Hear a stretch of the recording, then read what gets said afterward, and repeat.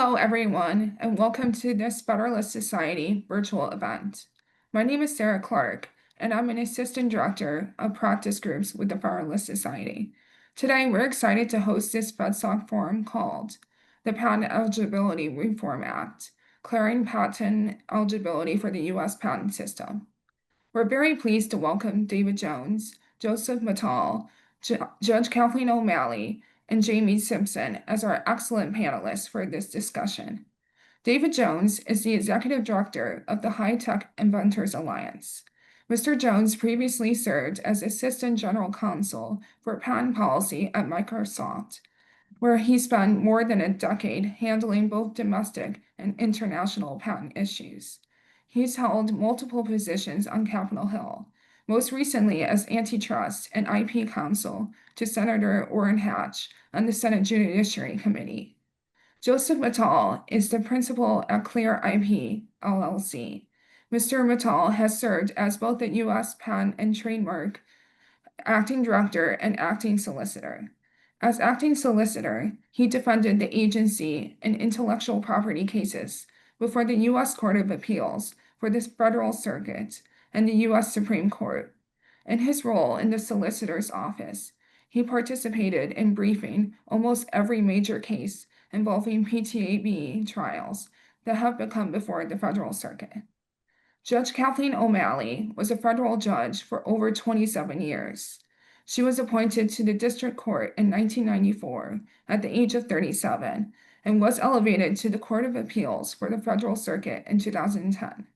She also has substantial experience in intellectual property issues, copyright, trademark, trade secret, and the intersection of IP and antitrust, with other areas of federal law, including securities fraud, tax matters, and mass torts. Jamie Simpson is the Chief Policy Officer and Counsel for the Council of Innovation Promotion, which is a bipartisan coalition dedicated to promoting strong and effective intellectual property rights that drive innovation, boost economic competitiveness, and improve lives everywhere. Ms. Simpson has almost 20 years of experience in policy and a specific focus on IP-related issues. She previously served as chief counsel on the House Judiciary Subcommittee on Courts, IP, and the Internet. And special thanks to our moderator, Earl, who is a founder of several companies, a patent attorney, and has served on the executive management teams of many startup companies in multiple capacities. Mr. Bright is a co-founder of and serves on the Alliance for U.S. Startups and Inventors for Jobs Advisory Committee. He is a former member of the U.S. Patent Public Advisory Committee. Previously, he was director of intellectual property West Coast operations at Guidon Corporation, where he directed a 9-member team involved in litigation and the strategic development of over 1,300 patent and trademark applications. If you would like to learn more about today's moderator or speakers, their full bios can be viewed on our website, fedsoc.org. Throughout the program, we will turn to the audience for questions. If you have a question, please enter it into the Q&A function at the bottom of your Zoom window, and we will do our best to answer as many as we can. Finally, I note that, as always, all expressions of opinion today are those of our guest speakers, not of the Federalist Society. With that, Mr. Bright, thank you so much for joining us today, and I'll hand things over to you. All right, thank you very much. Thanks everybody for joining us. We have a very important topic to discuss today, and one that is hotly debated. There is a lot of strong opinions on the topic, and a lot of different approaches and thought processes to try to address the issue, and even some debate as to whether or not there's any further clarification that needs to be done for patent eligibility law. It's one of those very unique topics in the sense that it is a very broad funnel, and it impacts very many different areas of the economy, very many different types of technologies, and trying to come up with a coordinated, reasonable response for all of the different segments of the economy that it impacts has proven quite difficult. It's proven difficult for the courts to grapple with. It's also proven difficult for Congress to grapple with. But we're going to do our best in this hour to try to bring some clarity to that and help explain what the current state of trying to address the topic is. So to get us kind of grounded, Jamie is going to start off giving a short overview of what is in the current bill that has been introduced in Congress to try to bring some clarity to patent eligibility. And then we'll get into a little bit of a discussion about why that bill is actually needed in some people's view, in view of the case law. So Jamie, you want to give us the grounding? Great. Well, thanks, and it's great to be here today with all of you. Thanks for inviting me here. So I'm going to give a little bit of background on this topic and the bill that we're going to discuss today, the Patent Eligibility Restoration Act. I know many of you probably are familiar with this topic, so I'm going to try and move quickly, but point you to areas you might want to go if you want to get a little bit more background. And to avoid any spoilers, I am in the camp that we do really need this bill, and I will provide some explanation as I explain the bill and where it came from that supports that, but I think we'll get into more of that discussion later. So to get us started, I'm going to share a few slides.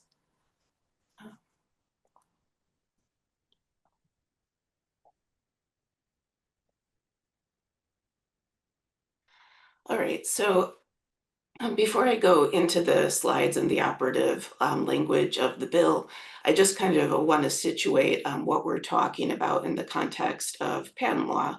So we're talking about Section 101 of the Patent Act, which defines what innovations belong in the patent system and what ones do not. So it's, as I've kind of mentioned, a very foundational part of the patent law, but it's only the first step in deciding whether or not an innovation would get a patent. So it's kind of the gatekeeper statute. You decide whether or not this is something we even want to consider further or not. And then we move on to the next steps of the patentability analysis, which look at issues such as, is this innovation really new? Is it obvious?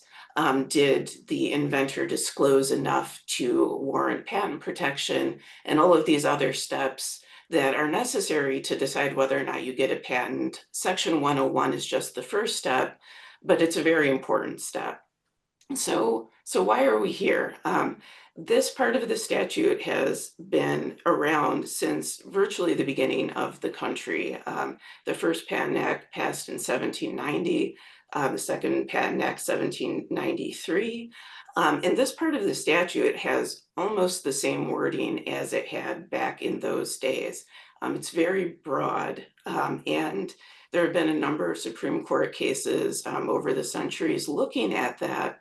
But within the last 10 to 15 years, the Supreme Court decided a series of 4 cases that really changed the scope of what this part of the Patent Act does. So now I'm going to move to the next slide and let you know kind of where we ended up after these 4 cases. We ended up with what some people call as a shorthand, the 2-part Alice test, from the name of the case that was the last one of these 4 cases.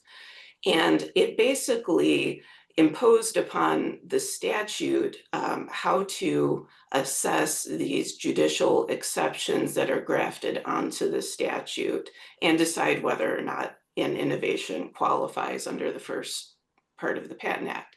So it asks the patent examiner or the court, if they're looking at an issued patent, to consider, is this innovation directed to one of 3 judicial exceptions? And that's unpatentable, law of nature, natural phenomenon, or abstract idea. So does it fall into one of those 3 buckets? And next, if it does, is there an inventive concept sufficient to transform the otherwise unpatentable concept into something that is patentable? So this sounds short and simple, maybe, but I would argue that unfortunately it is not, in 2 major ways. One is that if you look at the word abstract idea, part of the problem is abstract idea is never defined. It wasn't defined by the Supreme Court, and it's never been defined by lower courts either. And it's kind of proven to be a moving target. And I would argue that that has injected a lot of uncertainty into the law, especially in areas of computer implemented inventions, which are very important to our economy for obvious reasons. So it's created this gray area that's made a lot of patents inherently unstable in this area, even if they get granted. It's a subjective test, subject to a lot of second guessing, subject to what I'd argue are cases that come out different ways on very similar facts. On the other end of the spectrum, you have these other two categories of judicial exceptions, laws of nature, natural phenomenon. And those impact the life sciences. And there's, I would say, less uncertainty in how these have had an impact, but it's been equally dramatic and problematic for our innovation economy, in that it's made it very hard, if not impossible in some instances, to get patents in areas of new medical diagnostics, which again are a really critical part of the economy, and probably more importantly, just critical to human well-being. We want people to invest in research into diagnostics, but it's hard to get companies to devote resources if they spend a lot of money and their diagnostics can be easily copied once they're on the market. And that's the whole point of patent protection. And this test, the way it's been implemented, has really just led to the elimination of a lot of these patents that were already issued and prevented the issuance of future ones. So then we're going to turn to the Patent Eligibility Restoration Act, which I would say would solve these two problems that I've just identified. To give you a little bit of the background about the bill, it's a bipartisan, bicameral bill that has been introduced in this Congress, was also introduced the last Congress, and arose out of a number of roundtables that were hosted by Senator Tom Tillis, spanning back a number of years now. I know other people on this panel were involved in this, so there's a lot of talk that went into trying to come to some consensus on what should happen in response. And this was the result. And I'm just going to say very quickly here what the bill does, and then we'll turn also quickly to the language of the bill. So what it does, PERA, is it basically reinstates the same basic statutory categories of eligibility that have been on the books since the 1790s, this very broad statutory language that's always been there. But it changes the Alice test that I just mentioned and eliminates that in favor of 5 statutory instead of judicial categories of areas where further scrutiny is warranted and where patents might not be issued if it's not the sort of innovation that the patent system is meant to encourage. Within those 5 areas, the bill also provides further guidance for inventions that might kind of be borderline, to say what should you be aiming for to get into the patent system. So I would say one of the huge benefits of this bill is it provides a much more workable system for what this jurisprudence under Section 101 should be. So turning to the language of the bill itself, like I said, I'm not going to go through every word of this, but I'm just going to walk you through the major parts of the bill. The first part of the bill is the findings. It kind of goes through what the sponsors believe is the problem here and their explanation of how this bill will address it. And I want to point you to the parts that are kind of colorized here that I think try to say in plain language what the operative parts of the bill do. The 5 categories that are going to get more scrutiny, and then a little bit more of an explanation of what that means in certain cases under subparagraph E there. Okay, so then turning to the operative language of the bill, this is just starting at the beginning. I'm not going to spend a lot of time here, but this is kind of amending and restating the first part of the bill. And then the second part of the operative language is really where the important part takes place. So this is the statement of the 5 categories that replace the judicial exceptions. They draw on some of the case law, but they provide more concreteness to this idea of this abstract idea. So you can see in B that instead of the term abstract idea, which doesn't appear in here, one of the things that would get greater scrutiny is a process that is substantially economic, financial, business, social, cultural, or artistic. So that's kind of, I would say, trying to codify this kind of common sense notion that the patent system is intended to promote technological advance. So artistic advance in its pure form, for example, has the copyright system and other areas of protection. It's not meant to be protected by the patent system. But as I mentioned, this bill also tries to address borderline cases. So you might think of something that allows you to do art on a computer. Like there are a number of computer programs that would allow you to draw things on a computer or to make animations or something like that. And that's where you're kind of combining something that has maybe an artistic flavor to it, but involves a substantial amount of technology. And so that is where you look to the paragraph 2 here, conditions. And the subparagraph A is the one that's relevant here. And it talks about a machine being practically necessary for the performance of what the invention is. So even though there might be some artistic part in this example, if it's really describing technology, it really requires a machine, then it might in fact be patent eligible. And again, this is only the first step in the patentability analysis. So is it patent eligible? Then you would proceed to assess the rest of patentability. And so just to look at the rest of these areas, you have the first one, mathematical formulas, which is kind of a long-standing judicial exception that would now finally be codified. The same is true for subparagraph C, a mental process or a process that occurs wholly in nature. Then the last 2 are directed to the other judicial exclusions that are relevant to the life sciences. So this would be restoring a clear amount of patent eligibility for things that until the last 10 to 15 years have always been patent eligible here and are in fact patent eligible in all of our peer economic countries, and restoring clear patent eligibility for diagnostics and related things like that.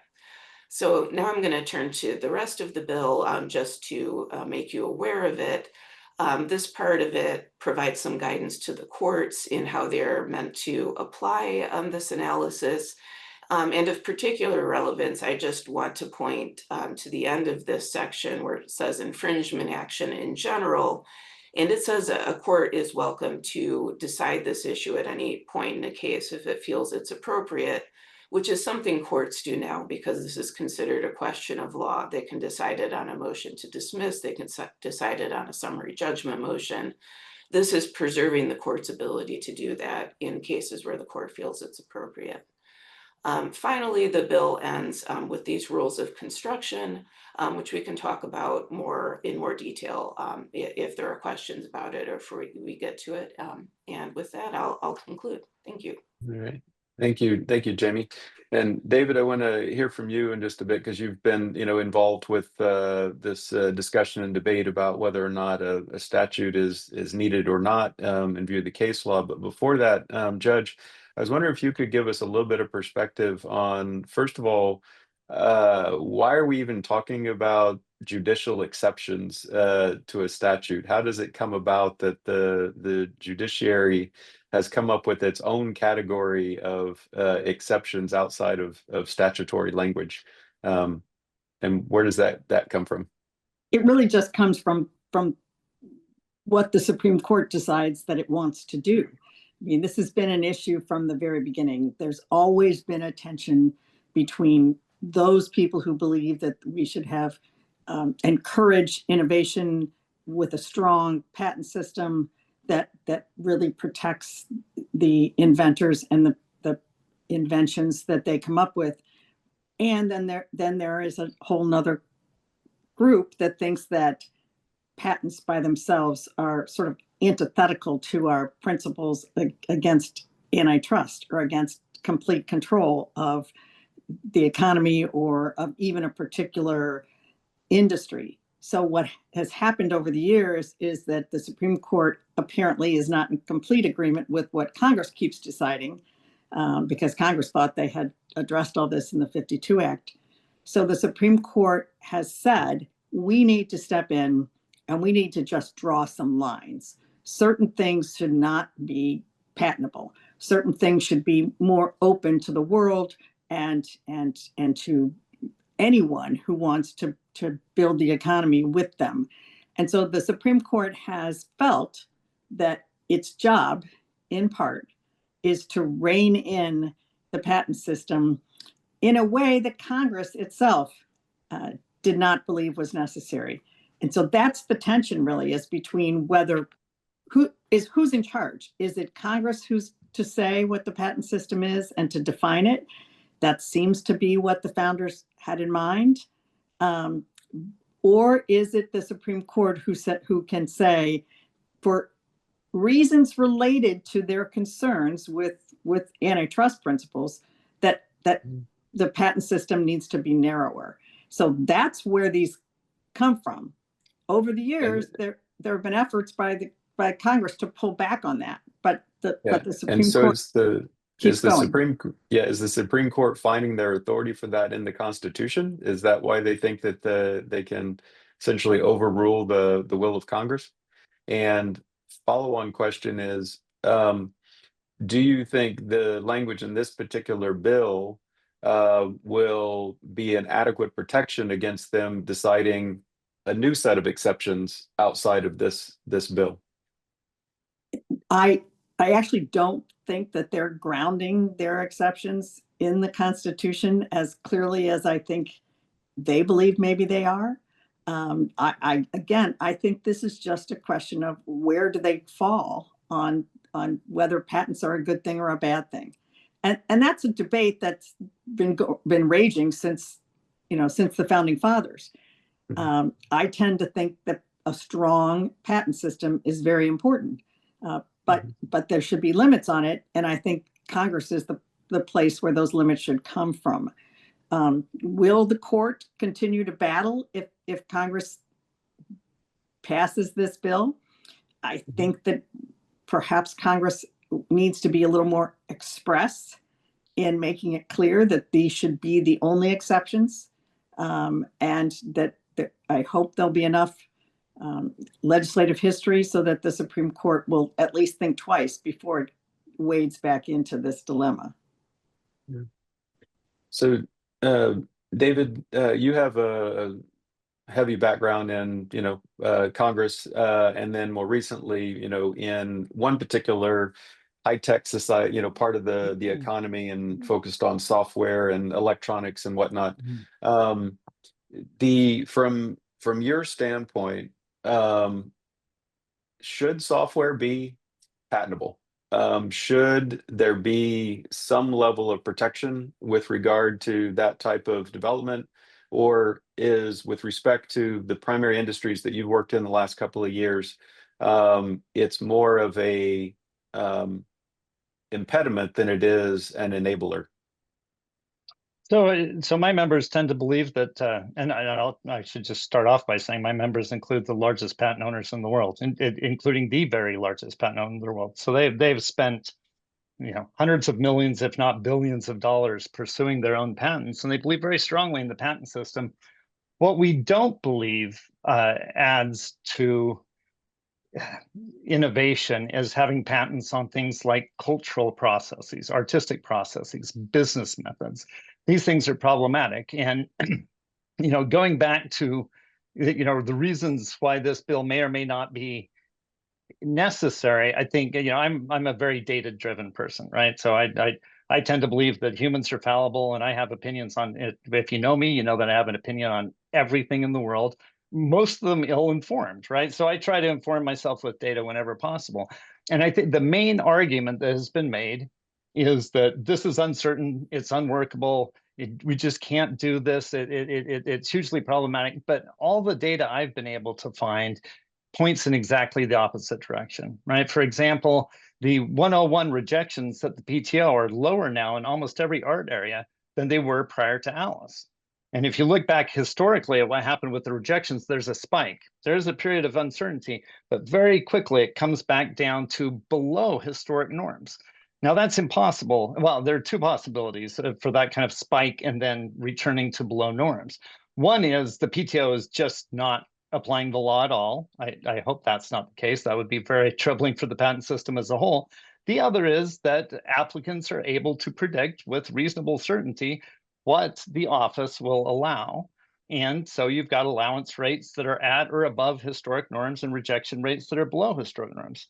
And if you don't want to believe the rejection numbers, then you can look at the internal quality control numbers that the PTO puts together. According to the PTO, they apply the rate of compliance in the application of Section 101, which is this issue, patent eligibility, is higher, not lower, than 102, 103, and 112, which are the three other main kind of statutory requirements.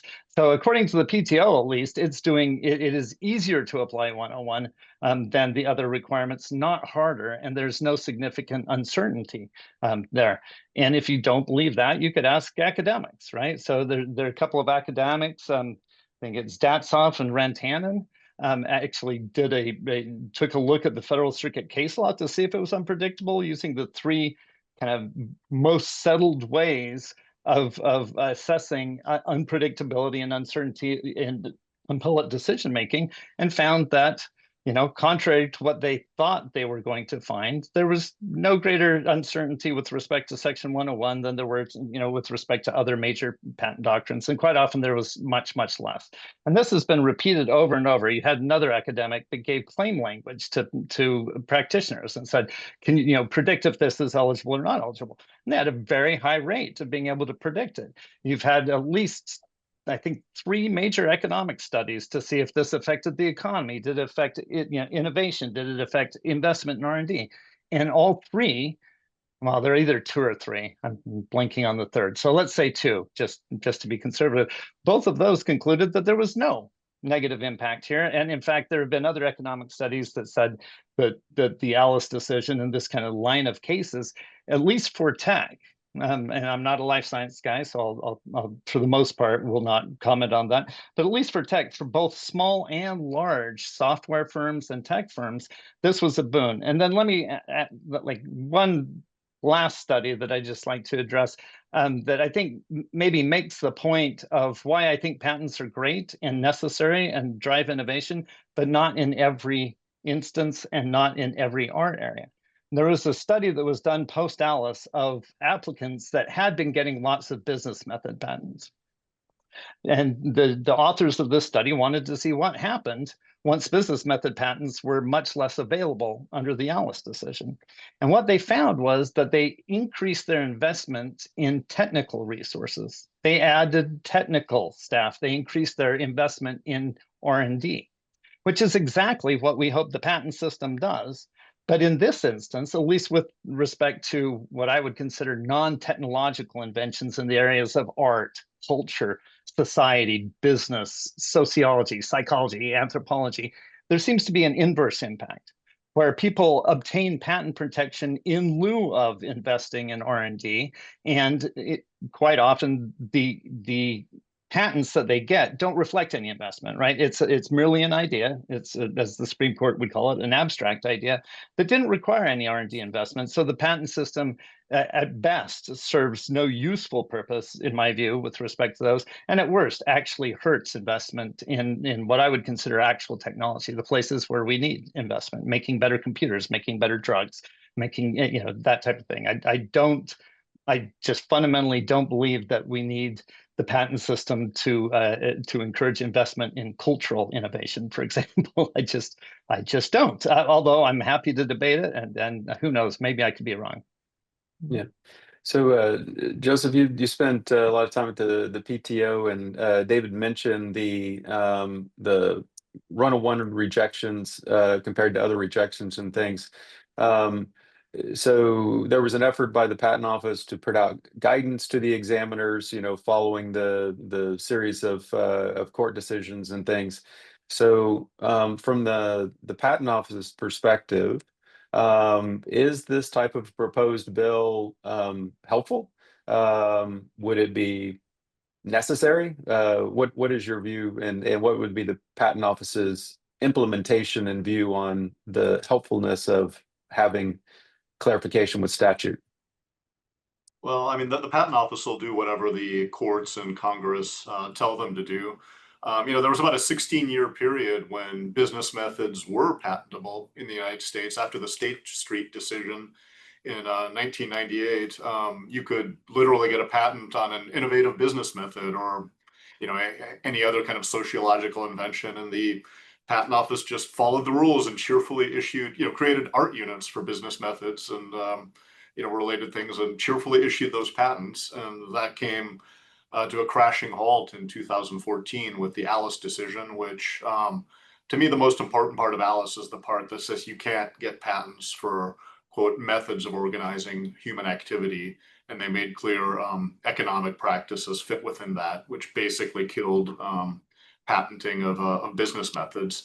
The particular invention in Alice was a way of securing a financial transaction by basically using escrow. You have a third party controlling the money, and nothing is sent until people send out their money. And it was computer implemented, and the Supreme Court said, we don't care. It's the only real innovation here is the business method. You're just using off-the-shelf computer technology for its standard functions, and that doesn't confer eligibility.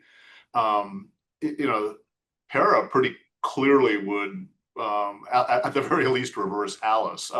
It has that language that says a process, you can't patent a process that is substantially economic, financial, business, social, cultural, or artistic, which is all good. That's basically the Alice test. But then PERA has this exception in paragraph 2A that says you can patent such things if the claimed invention cannot practically be performed without the use of a machine or manufacturer.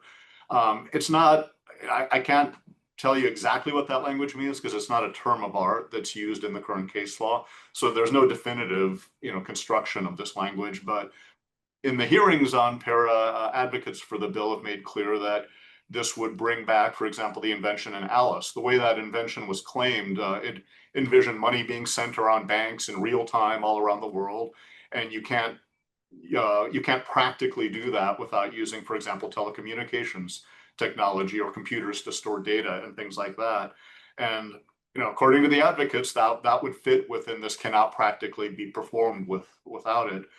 So as I read PERA, the principal effect would be to make non-technological inventions patentable again, as long as you need to use some kind of machine or manufacturer, some kind of, for example, communications technology in order to execute the invention. And in my view, that largely makes the limit on business methods a matter of drafting, of how you draft your claim. If you draft your claims in a way that you're sending information around the world in the same day, for example, suddenly all of those economic, cultural, artistic, and everything else inventions become patentable. It's a pretty radical broadening of eligibility, pretty similar to where we were in State Street. And then it's just a question of, as a matter of policy, do you think patenting should be limited to non-technological inventions? Just confining myself to just the legal issue of, is that what the current statute says? I'd argue that the text and history, for all the talk of like, oh, courts created this, etc., I'd argue that the text and history of the statute pretty strongly indicate that patenting was intended to be limited to technological advances, to technological inventions. The history of our Patent Act is it was obviously modeled on the statute of monopolies from 1624 in England. The founders pretty clearly consciously had that statute in mind. That was a statute that actually restricted the king's ability to grant patents. At the time, the king was granting some pretty silly patents to friends for things like, method of playing cards or things like that, for things that weren't innovative. And the statute of monopolies restricted patenting to a, quote, new manufacturer. You had to show it was a new manufacturer. And for the history since then was pretty clearly it has to be some kind of technological innovation. It pretty clearly grounded the patent system in this kind of industrial technological environment. About, I guess, century and a half later, you get the first U.S. Or the 1793 Patent Act that uses the language machine, manufacture, composition of matter, or process. They used art at the time, changed to process. It's pretty clearly a direct descendant. I'd argue that also kind of creates this industrial technological context, which is where patenting is intended to be confined. And the history is consistent with that. Business methods have been around for as long as the statute of monopoly. Some very important ideas came up in the 17th and 18th century. I think that's when the Dutch came up with the joint stock company, for example, so that a company doesn't die when the founder dies. Very important evolution and business organization, but no one ever patented those things. It was, I'd argue, pretty broadly understood that patenting is only for technological inventions. Mm-hmm. Yeah, you mentioned the style of claiming. I mean, even the Supreme Court, I mean, that's their focus is claim. So their beef is when somebody writes a really broad claim that's not tied down to technological things. So it's always about claim drafting. So the bigger question is whether or not any one of these particular claim drafting styles is allowing certain technological areas to be patentable or not. I mean, in the life sciences area, the fact that the Supreme Court precedent right now has eliminated a substantial swaths of diagnostic techniques is a big problem. I mean, they're fundamentally saying that is an area of even technological invention that is not allowed to be patented. At the highest level, irrespective of whether or not it's novel or non-obvious, they're just saying that category is not patentable. And that's well, Eb, I'm afraid I'm going to disappoint you on this one. I agree that Mayo was wrongly decided, and that to me the diagnostics are clearly an advance in technology and should be patentable. Mayo is the product of a kind of weird branch of case law that goes back to the Funk Brothers decision in the 1940s. And in Funk Brothers, for the first time, the court said, well, if the invention would be obvious once you understood the science that controls it, then it's not eligible. And that decision just doesn't make any sense. And they need to overrule Mayo at some point. I mean, virtually every technological invention becomes obvious once you understand all the scientific principles behind it. It's an argument without any limits to it. And I agree that this is obviously a field of technology, diagnostics, and should be eligible under the general rule. Yeah. Hang on just 1 second. Dave, Judge you had a long time. Let me just Judge has been trying to come in a second. There's a lot that's been said that I don't agree with. I'm not going to go through all of it, but just suffices to say, especially David, there was a lot that you were quoting and pointing to that I don't agree with, as you know. But let me just address two things. One is with respect to Mayo, I completely agree. I mean, that was just poorly decided, and I don't know what they're thinking or what they were thinking. And the Federal Circuit has struggled with it because Federal Circuit doesn't agree with it, but it has no choice. So, but then to go back to the other point, which is what the Supreme Court should have done in Alice is just say State Street Bank was wrongly decided under the statute.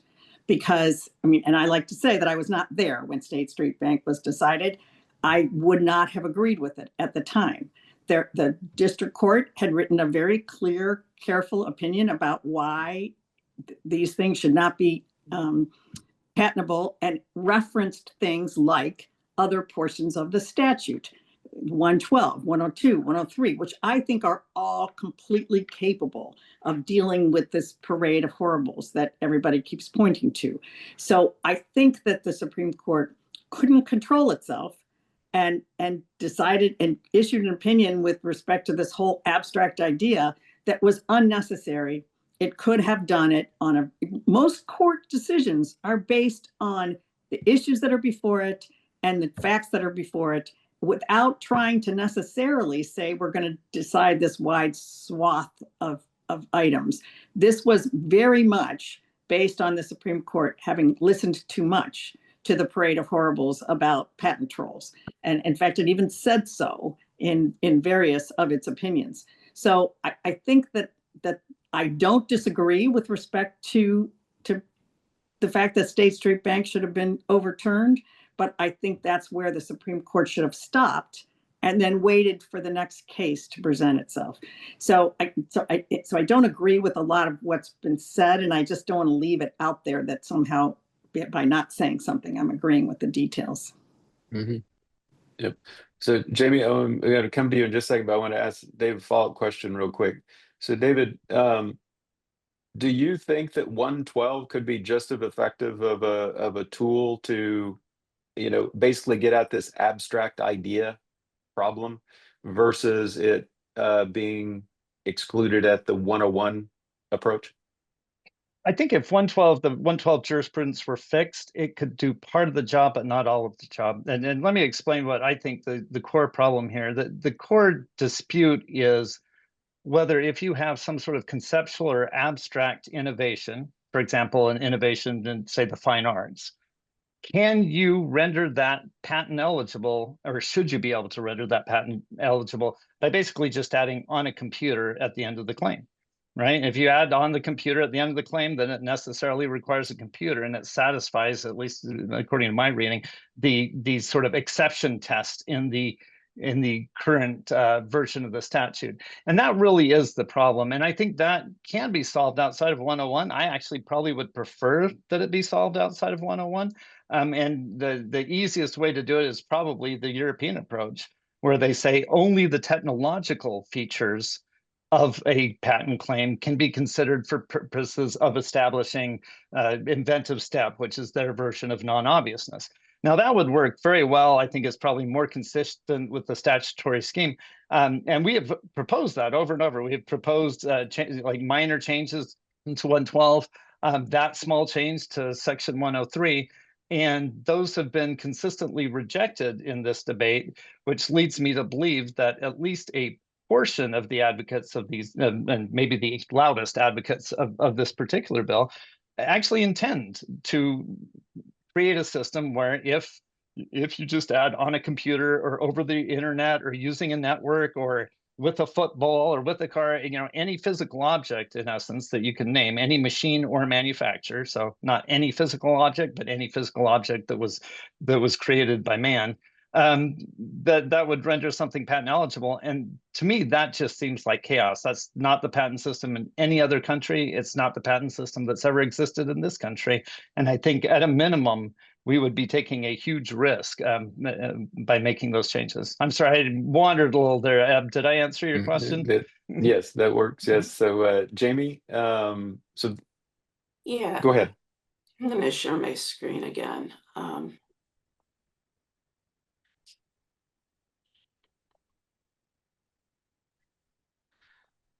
Yes, I think relevant to what Dave just said, I think the drafters of this bill are trying very hard not to simply allow the quote unquote doing it on a computer to be sufficient, where the computer is not really relevant to the parts of a claim, to the extent that they clearly put this in the findings under subparagraph E, where it says, for example, do it on a computer shall not establish such eligibility when it's coupled with performing dance moves. So, I mean, I think that this is a good case of where the language of the statute, and I'm going to go back to the operative language, is very important. So the point is that you're trying in these kind of borderline cases where something might be economic, but is done on a computer. And the question is it integrated in the computer enough? And clearly this is going to be something that courts are going to have to look at closely because these are borderline cases. But what I think the advantage of PERA is compared to the current jurisprudence is there's kind of just a clear analytical framework that this bill, or if it becomes a law, would direct the courts to apply, which is asking first whether something's substantially economic, and then whether or not a computer is practically necessary. And there are going to be cases where it's not practically necessary. You could do it something just by talking to people if it's a really simple business exchange, or it seems like a computer is an insignificant extra solution activity, which is closer to a term of art. I don't know that I'm quoting it exactly. When you get into something, and I think this is what Joe was talking about, when you're talking about doing something in real time or something more complicated like that, you might still have some borderline cases, but you're kind of getting into a realm where you're talking about something that technology is allowing you to do that you couldn't do beforehand. And that's, in my view, exactly what we want the patent system to be doing.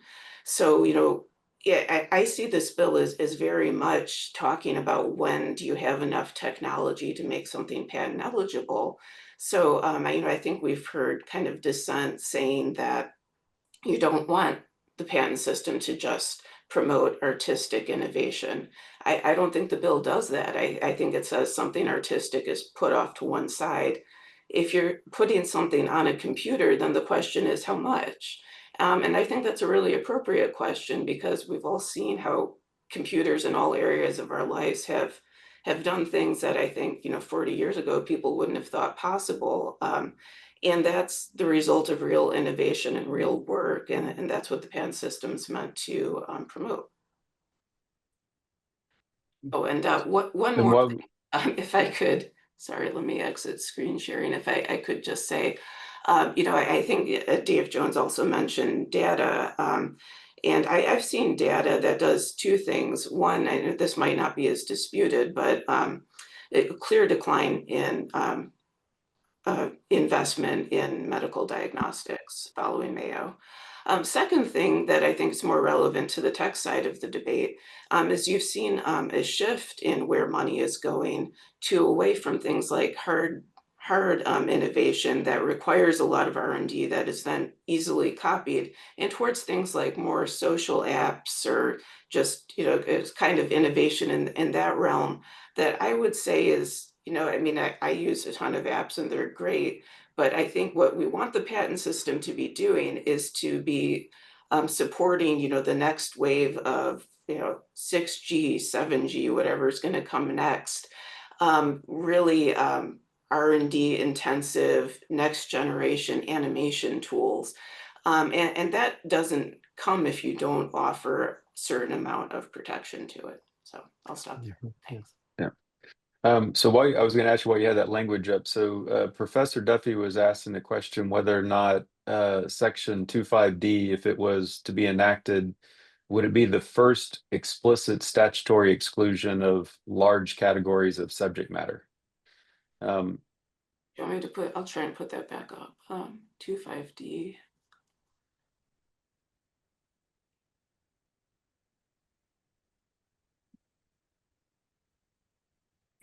Is he on a different version of the bill?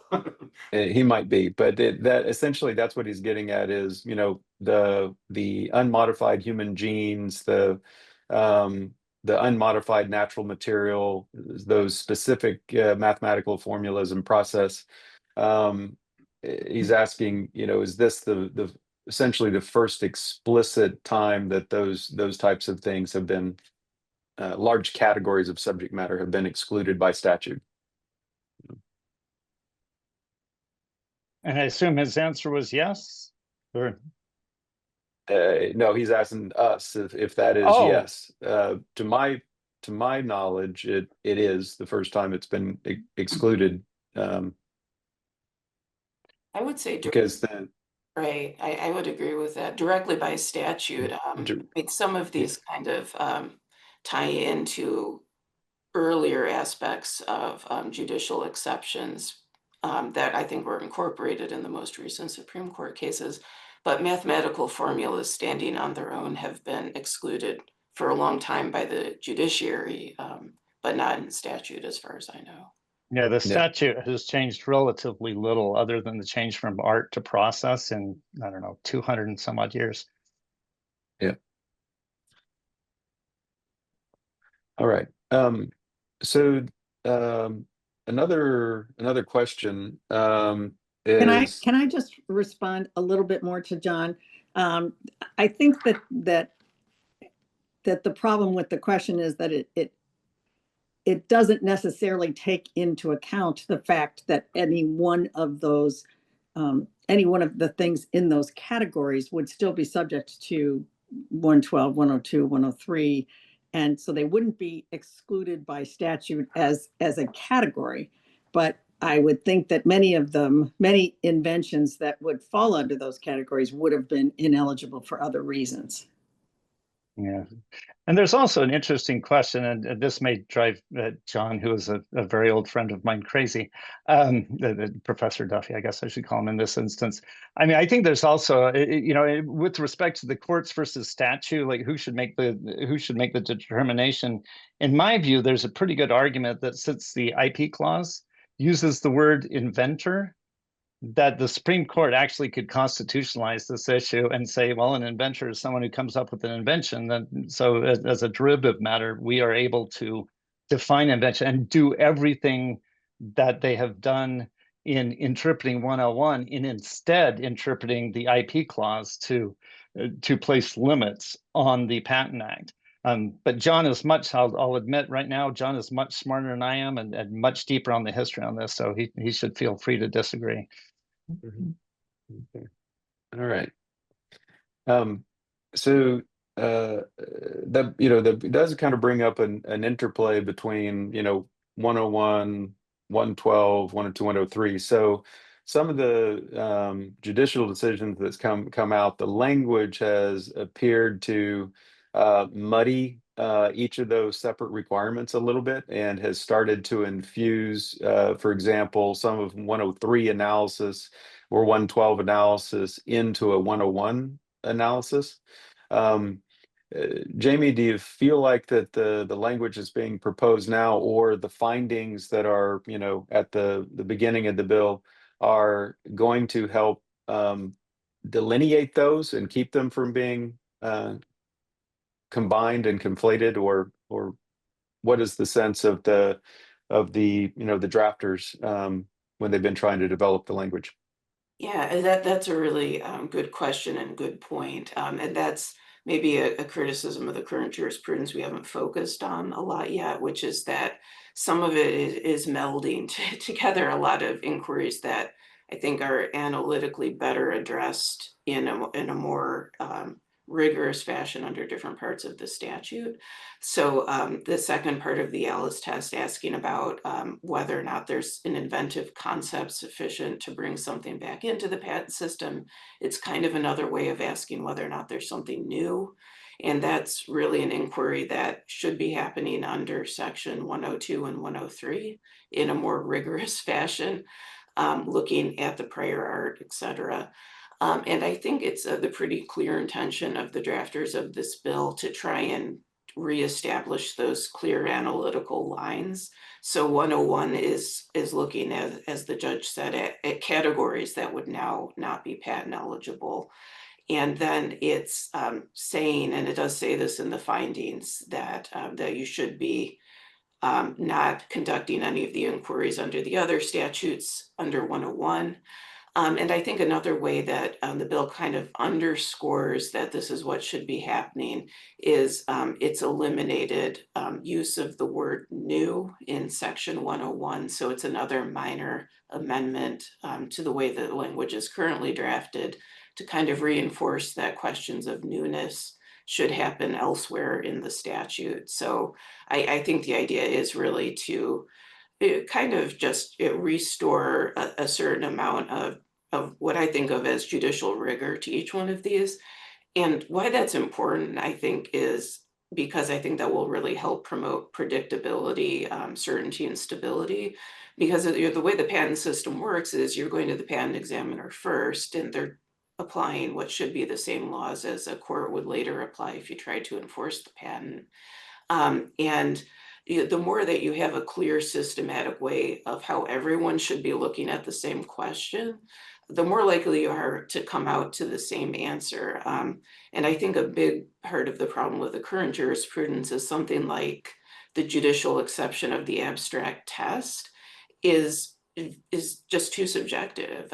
You can get different decision makers coming out in different ways, and they can feel that they have done the analysis correctly because there's just not a very rigorous analysis that's going on. Okay. Right. So one of the topic I wanted to cover. So the other, this is the large funnel at the top about what's patent eligible, what isn't, as it gets into the system. The other is, and it's being used in enforcement. So it's really been being used on infringement and knocking out cases on what otherwise would be enforcement on the other end. So I work in medical devices, and in the early to mid 90s, there was concern about an ophthalmologist who had gotten a patent on a method of, making a essentially an incision in the eyeball as part of a method. For many, many years, Europe has not allowed surgical methods to be patented. And the United States has dominated, for the most part, medical device development and technology over our history, to the extent that there are some large European companies that come up with new medical instruments and whatnot. It's primarily because they're relying on patentability in the US to drive the investment and secure their investment. But with this concern over the enforceability of an ophthalmologist being able to stop his competitor across town from being able to do the same procedure that he was doing for his patients, and that all patients would be directed to him, rather than Congress adopting the approach that they would forbid the patenting of surgical methods, instead, they passed a statute that says the enforceability of surgical methods against individual doctors and their employer is not allowed. So you can still bring a direct infringement case, and you can still stop other people from inducing infringement, a manufacturer from inducing infringement or contributory infringing by providing, tools that would infringe the method. So you still have a decent amount of patentability, patent protection.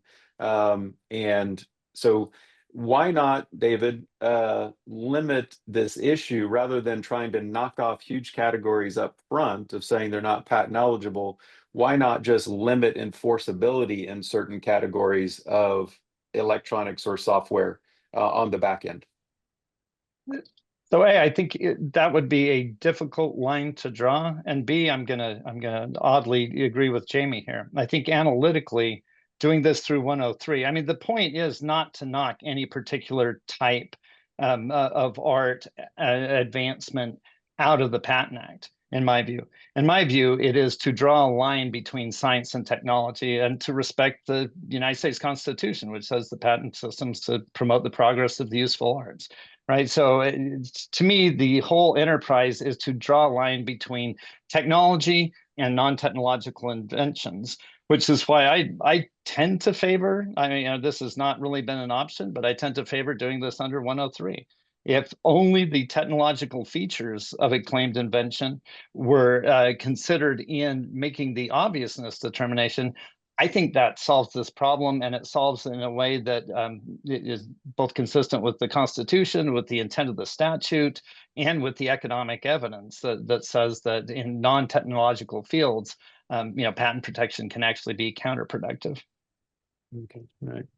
With 1 minute left, does anybody want to have the last word? No? Okay. All right. Well, thank you, everybody, for joining us. Thanks for a great discussion. Really appreciate it. Go ahead, Sarah. On behalf of the Federalist Society, thank you so much to Mr. Jones, Mr. Matal, Judge O'Malley, and Ms. Simpson for speaking with us today, and for Mr. Bright for moderating. We're so grateful for your time and expertise on this important topic. Thank you to our audience for joining us. We really appreciate your participation. You can also stay up to date with other announcements and upcoming webinars on our website, fedsoc.org, or on all major social media platforms. Thank you once more for tuning in, and we are adjourned.